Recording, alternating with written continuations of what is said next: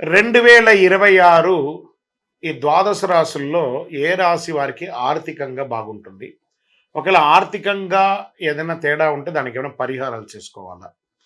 మనం ఇప్పుడు అది చూడబోతున్నాం. 2026 సంవత్సరం పరాభవ నామ సంవత్సరంలో మేషరాశి వారికి ఆర్థిక అభివృద్ధి మరియు పరిహారాలు ఎలా ఉన్నాయంటే, ఈ పరాభవ నామ సంవత్సరం మేషరాశి వారికి శని ద్వాదశ స్థానం గోచారం వల్ల ఖర్చులు పెరిగే అవకాశం ఉంది. కాబట్టి ఆర్థికంగా ఎదగడానికి కొన్ని శాస్త్రబద్ధమైనటువంటి పరిహారాలు చెప్పడం జరిగింది.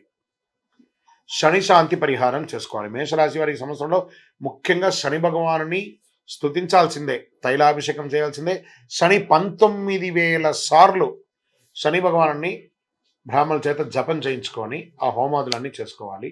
ప్రతి శనివారం శనీశ్వరునికి 19 ప్రదక్షిణాలు చేయడం, నల్ల నువ్వులతో దీపం వెలిగించడం, పేదలకు నల్ల దోస్తులు ఇవ్వడం, చెప్పులు లాంటిది ఇవ్వడము.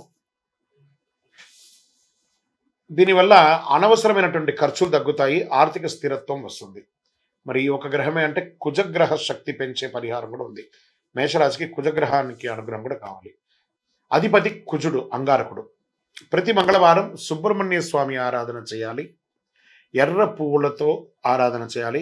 ఓం అంగారకాయ నమః అనే మంత్రాన్ని 108 సార్లు చెప్పాలి. ధైర్యం పెరుగుతుంది, ఉద్యోగం వ్యాపారంలో పురోగతి ఉంటుంది.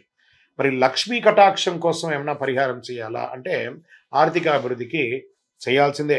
ప్రతి శుక్రవారం లక్ష్మీదేవి పూజ చేయాలి, కుంకుమార్చన చేయాలి, పసుపు బెల్లం దానం ఇవ్వాలి.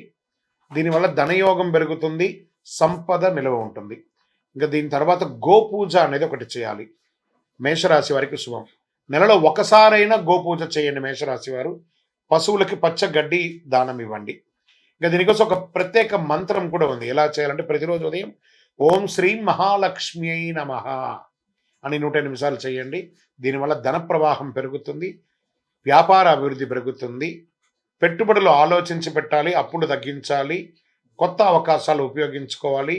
శని శాంతి, కుజశక్తి, లక్ష్మీ కటాక్షం ఈ 3 ఉంటే మేషరాశి వారికి పరాభవనామ సంవత్సరం ఆర్థికంగా అభివృద్ధి చెందుతారు. విజయోస్తు.